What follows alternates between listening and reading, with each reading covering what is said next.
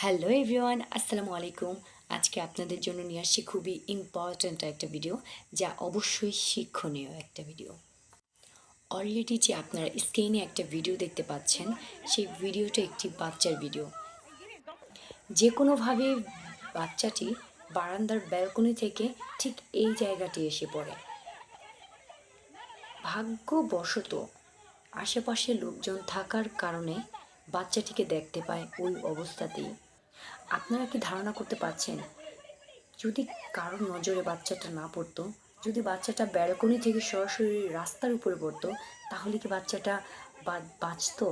অবশ্যই বাচ্চাটা বাঁচতো না। অবশ্যই আরও খারাপ কিছু হতে পারতো বাচ্চাটির সাথে। এই যে আমরা মায়েরা আছি, যারা সাংসারিক বিভিন্ন কাজে ব্যস্ত হয়ে থাকি, কিন্তু আমাদের অ্যাট ফার্স্ট ফোকাস দেওয়া উচিত আমাদের বাচ্চাদের প্রতি।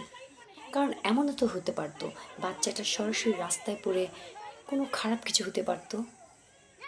আর এই বাচ্চাটার ক্ষতি হওয়া মানে অবশ্যই আমাদের গার্জিয়ানদের বড় ধরনের ক্ষতি হওয়া। আমরা গার্জিয়ানরা অবশ্যই আমাদের সন্তানদেরকে অনেক ভালোবাসি, তাহলে কেন বাচ্চাটা এই জীবন ঝুঁকিতে আছে? অবশ্যই আমাদের অসচেতনতার কারণে। আমরা যদি একটু সাবধান হই, একটু বাচ্চাদের প্রতি ফোকাস করি, তাহলে অবশ্যই আমাদের বাচ্চারা এরকম মৃত্যু ঝুঁকিতে কখনোই পড়বে না। দেখতেই পাচ্ছেন এখানে আমাদের অসচেতনতার কারণেই বাচ্চাটা কীরকম ঝুঁকিতে আছে। আমরা মায়েরা যদি একটু সাবধান হই, একটু সচেতনভাবে চলি, তাহলে অবশ্যই আমাদের বাচ্চারা অবশ্যই সেফটি থাকবে।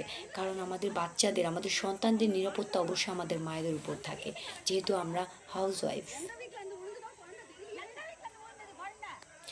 আর যারা আমরা বাড়িতে বাচ্চাদের দেখাশোনা করি, অবশ্যই তাদের বাচ্চাদের প্রতি আরও বেশি যত্নশীল হওয়া অতি জরুরি। দেখতেই পাচ্ছেন বাচ্চাটা যেখানে আছে, অবশ্য দ্বিতীয় তলার ছাদের উপরে এরকমই হবে। দ্বিতীয় তলার ছাদের উপরে বাচ্চাটা আছে। অনেকে কিন্তু বাচ্চাটাকে বাঁচানোর জন্য আপ্রাণ চেষ্টা করছে। যদি বাচ্চাটা ওইখান থেকে পড়ে যায়, তাহলে কী অবস্থাটা হবে? তাহলে চলুন আমরা শেষ পর্যন্ত দেখি বাচ্চাটাকে কি বাঁচাতে পারবে কি না।